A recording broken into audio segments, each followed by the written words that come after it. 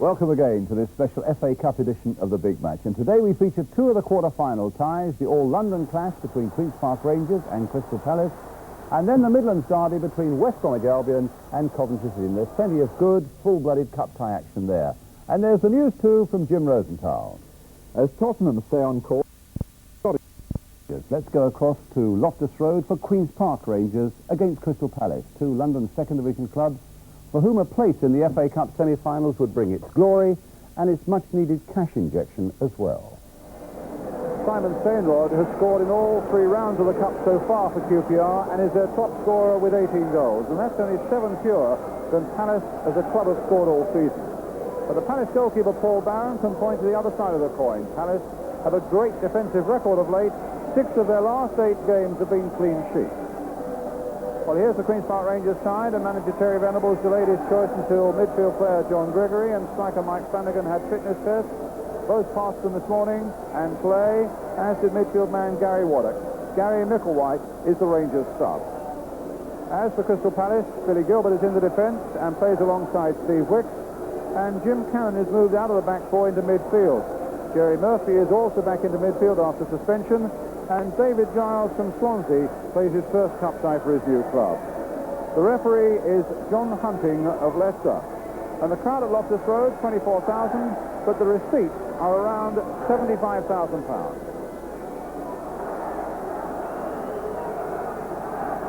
So Rangers get us underway, attacking the goal to our left. What's sure to be a raucous London derby game. Rangers in the blue and white hoops. Crystal Palace today in their change strip of red and blue stripes.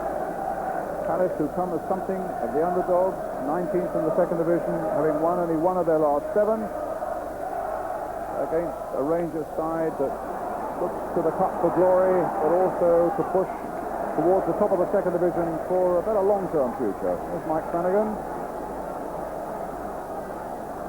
Rangers who've beaten Palace by a goal to 0 here earlier in the season and drawn at Selhurst Park 0-0. Paul Hinshelwood of Crystal Palace with the throw. Murphy had a bit of a back problem since he came back from suspension.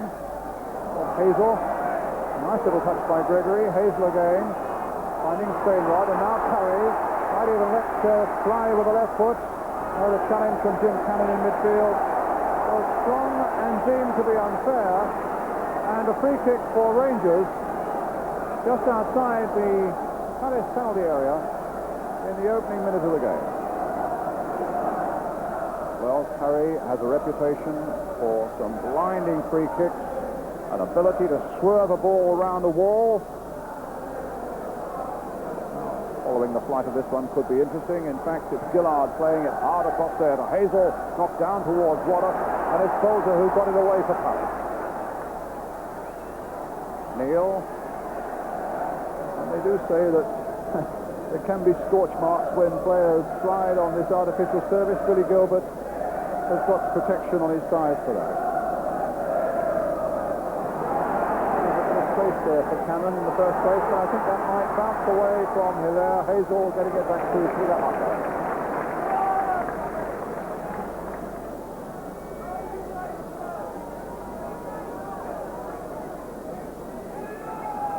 Rhoda. Gregory.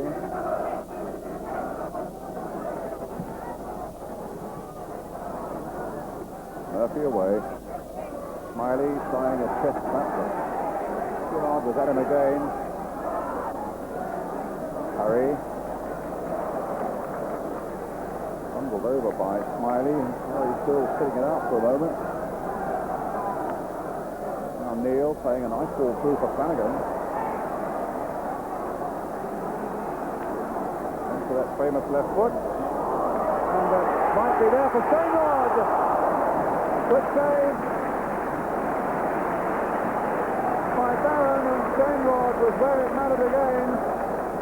But it was presented to him by the Palace defence. In fairness, he was all over the place there. Suddenly Stainrod had a bit of space, but Barron was down low. What a... Donovan playing it back to Hazel. He might get a shot in here.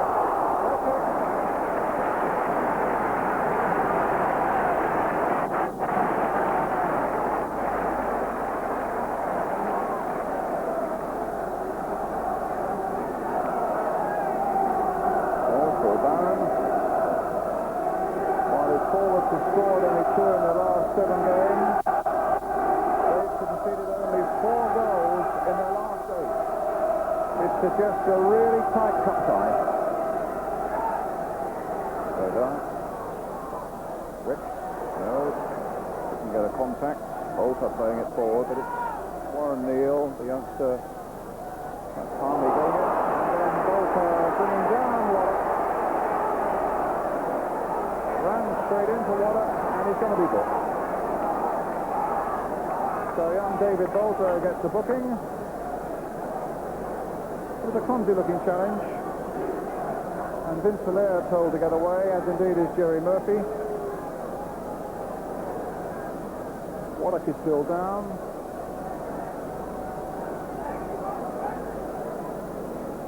And an anxious Alan Harris on the bench. Queen's Park Rangers.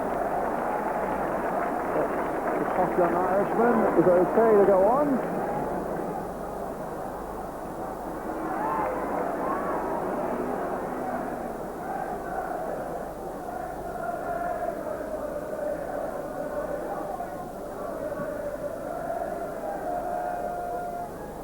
Gilbert versus Stainrod. It was Gilbert's touch. And now here's Bolter. Good left foot there, play towards Hilaire, but he wants to pull up the top of Hazel beat him, and here's Stainrod. A deflection, the corner, and a scare that's over for Paris. A signal again for Hazel and Roeder to come forward.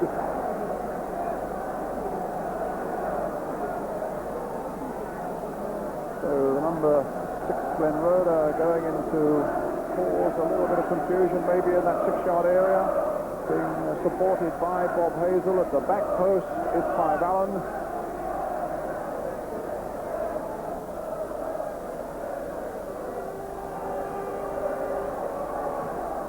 Corner of Flanagan, and it looked as though it had to be a penalty. No, it looked as though it had to be a penalty. Russo was pushed away by Bolter off the line by his man, and they are surrounding the referee as Wicks got in there. From that angle it wasn't at all easy to see, but I must say my impression from up here was that it was clearly pushed out by the Palace fullback, but it's a corner and it's not a penalty. Well, that could have been a great let off for Palace, but for how long? Curry trying to turn it back again.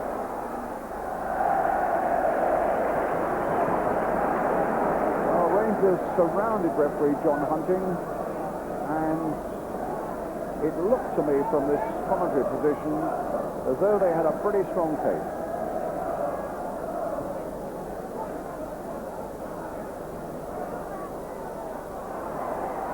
Gilbert cut out well by Hinchelwood, but nonetheless Rangers sent it through to Stainrod. Stopped well by Wicks, and now Mavidoff in chase. And back by Hazel to Hucker.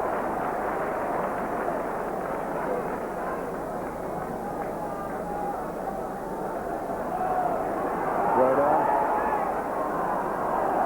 Flanagan had turned his back for a moment.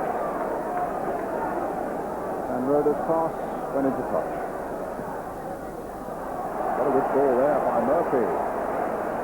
Seeking to get Hilaire in behind the Rangers defence. They've got a corner.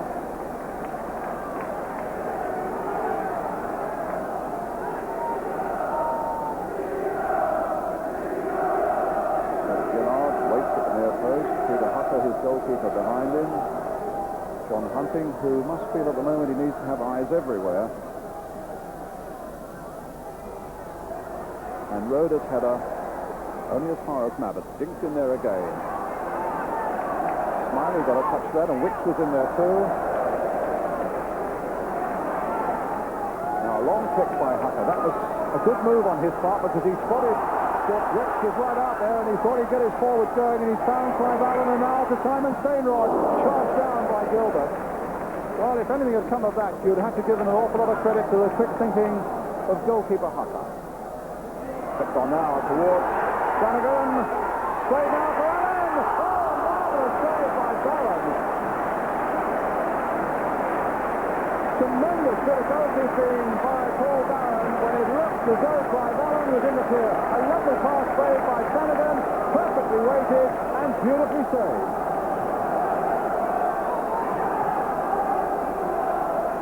So a corner again for Q.P.R. Loaded in there once more, and it was Kevin Mabbott who got it away. And in the end, it's bouncing and twisting and spinning off Curry, but safely back again with Paul Barron. Half an hour gone and still goalless. But the chances, such as they've been, have come Queen's Park Rangers' way. There's been a lot of pressure in the opening 35 minutes of the game for Palace, but they have defended well. It's clear indication as to why they have such a good defensive record. And here's Smiley now, ball on the break. They haven't been too good coming forward, but now let's see if Mabbott can do something about that. A good cross in towards Hilaire, fumble down, Smiley tried to get in. And it was Neil who got it away, in fact, and then Hucker gathering from Mabbott.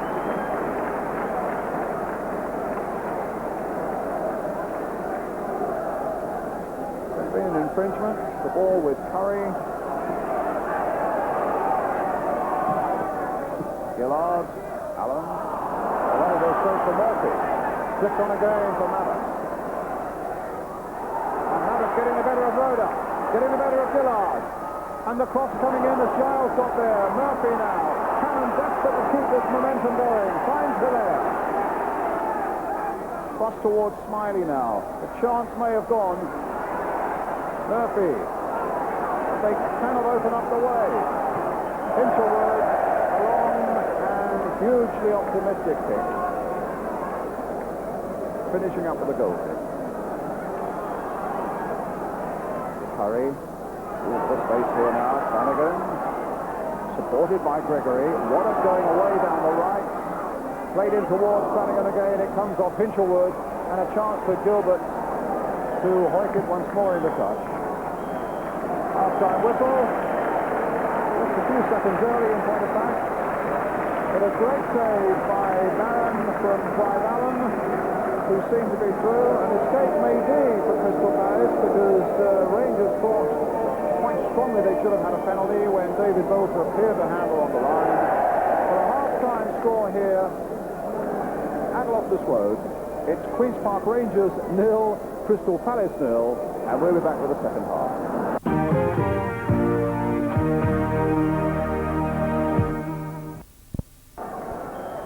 Palace get the second half underway of this quarter-final. They reached the semi-finals of the F.A. Cup as a third division side, of course, back in 1976. Queen's Park Rangers have never yet been in the semi-finals. It's Gillard with the Rangers throw now. Rangers in the hoops. Cannon to Gilbert.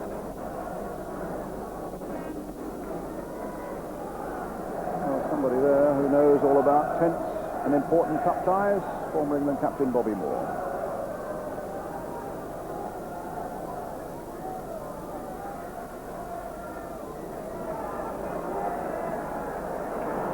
Now Waddock. Police but beaten by the back heel. Bolter beaten back. And Neil playing it in for Stainrod. Onto the left foot, try to curl it there. That would have just tripped in.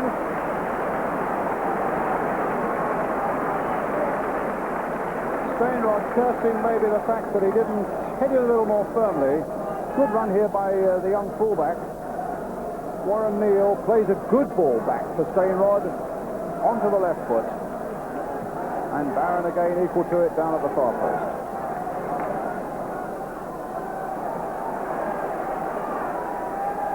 So Jerry Murphy.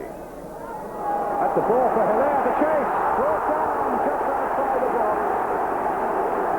And it'll be a booking for Rhoda. And it was a marvellous ball. A really great ball by Murphy. And Hilaire suddenly looked dangerous in behind them. And he's brought down just outside the box by the Rangers captain Glenn Rhoda, who quite properly goes into the book for that challenge. And so, Palace, 6 minutes of the second half gone, with a free kick from which they might just prosper. And who will have a dig at this one?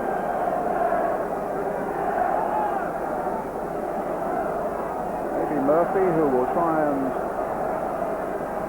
curl one beyond the wall and beyond Hucker in the goal. Hilaire standing over it also. Smiley looking to see what he might contribute. Hilaire. Actually, Bolter's come up also on the far side to get maybe a free goal if they play it his way. No, they played it for Smiley.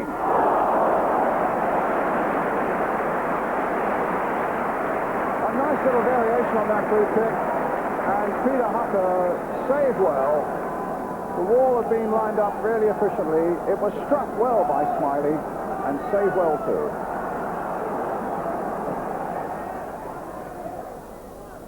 Stainrod to Warwick.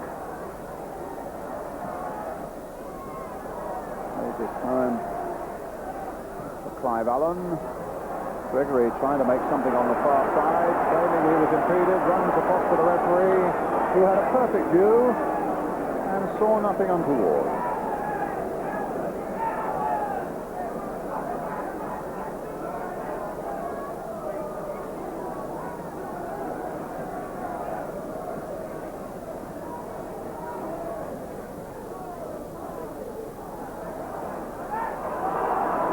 Stainrod again, and from a long way out.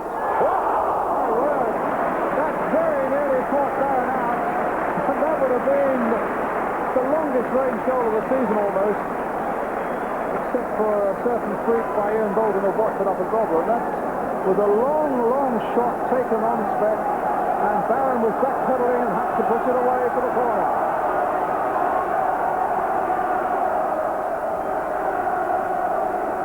Right, the corner then for Q.P.R. Floated deep towards Neal, who'd come up. Allen hunting on the far side in the hope of getting it back again, but it's behind for the goal kick.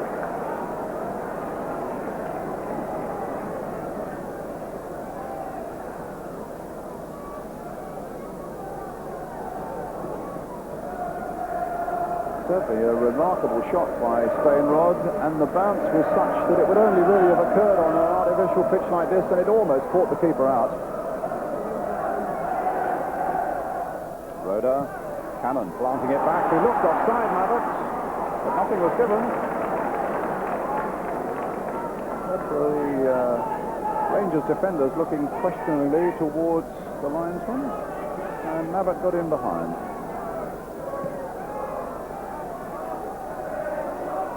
Gilbert.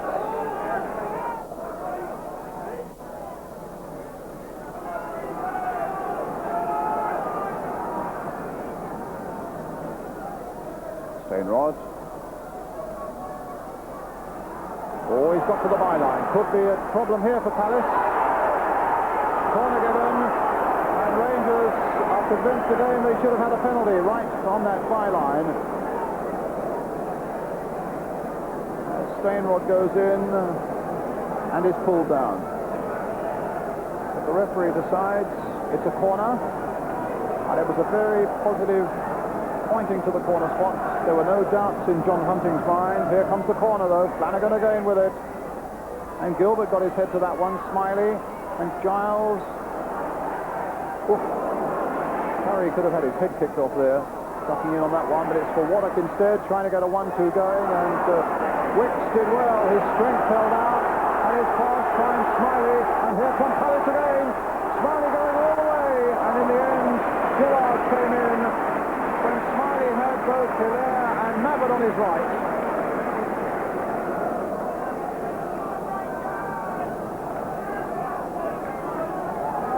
Good run by Neil Smiley. It just required that last, maybe finishing pass before Gillard got in. Cannon. And Neil back.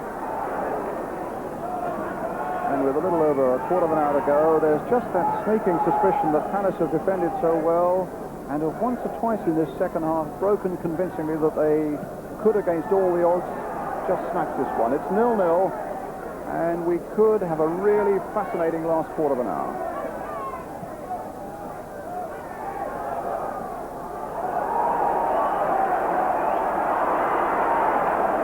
The throw given Palace's way, and so young David Bolter with it. Hazel away, Flanagan taking it on, Stainrod. Bolter, oh, he got caught up there a little bit, did Bolter. Still Stainrod. And that came off Wicks for the corner.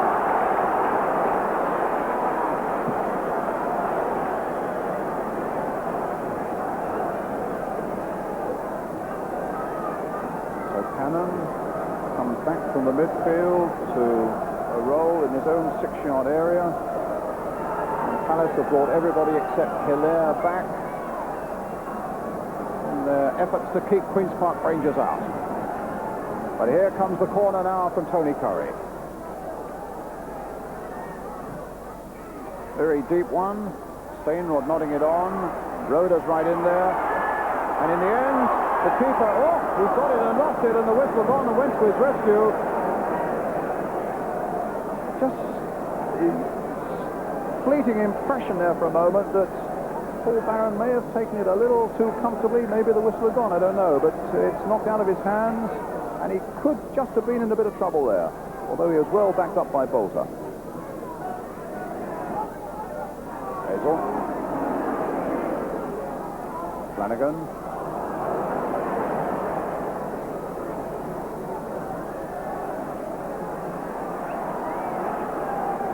Allen. Off the referee. Apologies to Allen, but now it's Hazel getting it back, and Mavett with a chance to get in. Good work by Hutter.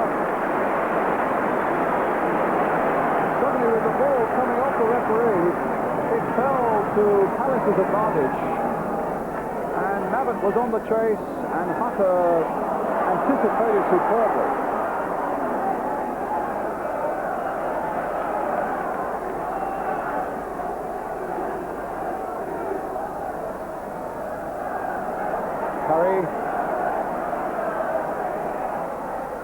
Played in for Gregory.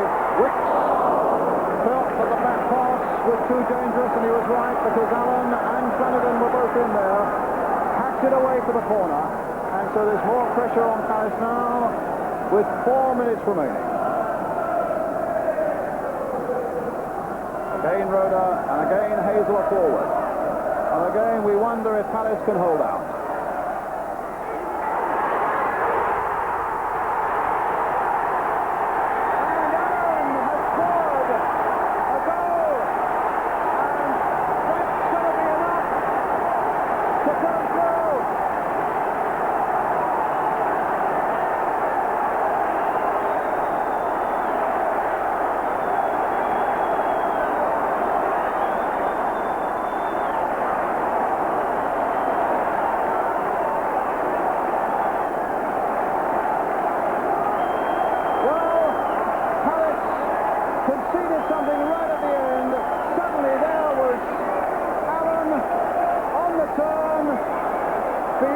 Q.P.R into the net. And the stewards are just getting one or two of the fans off the field. Clive Allen's 11th goal. And what does he say now? Steve Trember, the acting manager. And the referee's in trouble now. He's pulled a muscle as well. And is struggling to keep going.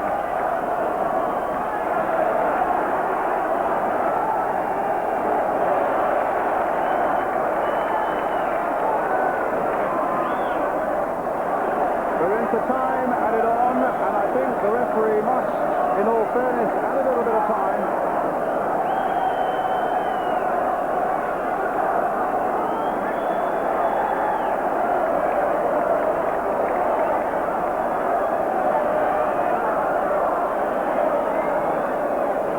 Tony Curry telling Hucker to get on with it, get the ball forward into the Palace half and stop wasting time.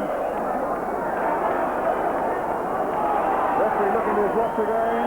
Both linesmen have signalled that to them time is up. Hucker's taking his time. The final whistle, and Rangers for the first time in their history are in the semi-finals of the F.A. Cup. The goal right at the end by Clive Allen against his old club. And Palace, who fought and thought they'd done enough to fight again, found in the end what a desperately cruel game cup-tie football is, and go out of the F.A. Cup by a solitary goal. A final score then here at Loftus Road. It's Queen's Park Rangers 1, Crystal Palace 0. Well, what a great day for Queen's Park Rangers, and not least for the young man who scored the winning goal against his old teammates, of course, Clive Allen. Well, obviously, it's just an unbelievable moment. To score at that time in the game is just incredible, really. From my point of view, my performance I didn't think was particularly good, but I'm out there to score goals, and obviously I think everybody gave me a pat on the back and said, well done for putting that in at that particular time. What about the goal itself?